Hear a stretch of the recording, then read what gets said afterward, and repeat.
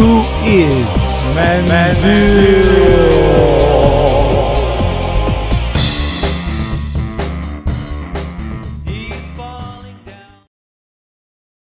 I'm a Texas musician, singer-songwriter.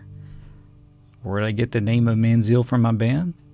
Well, years ago, I was in an Indian grocery store browsing through CDs and I came across the word Manzil. It's a Hindi word that means destination. At the time, I had no idea what it meant, but because it was nearly the same as my last name and it looked cooler, I chose it as my band name. I taught myself how to play the keyboard when I got a Casio tone keyboard for Christmas way back in junior high. Later, while I was in high school, my parents bought me a Yamaha PSR 11 portable keyboard. Now that was a major step upward. It had piano-sized keys, multiple beats, and multiple sounds. I'd used that keyboard for years to write and record my own songs. And my favorite sound on that keyboard was called Cosmic. I'd use that cosmic sound almost every single recording I do on that keyboard. My recording setup also consisted of a stereo and an external boombox, a microphone, and some cassette tapes. First, I'd record the drums and one sound onto the cassette on the stereo. You could call that track 1. Then I'd put that cassette in the boombox, which was connected to the stereo with an audio in cable. I'd plug the keyboard into a mixing mic inlet on the stereo, so while I played back track 1 on the boombox into the stereo, I played another track of music with the keyboard and recorded it onto the stereo as track 2.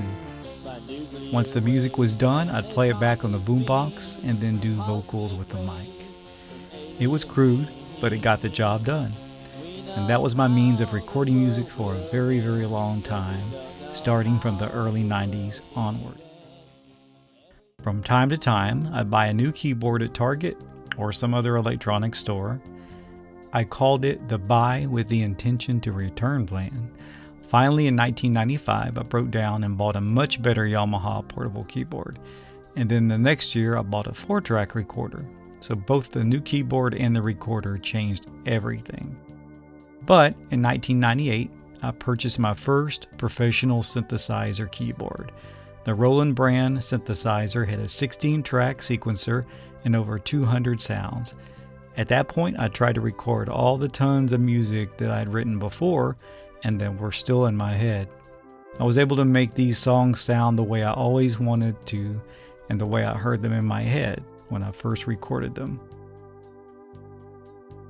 I no longer played all these in just the cosmic sound. Now I could record these with orchestral sounds like strings and horns, all kinds of drum sounds, more modern drums, and more synthesizer sounds. Eventually I bought a digital 8-track recorder, and that changed everything yet again. In 2010, I bought a professional recording software and I would record all music going forward on the computer.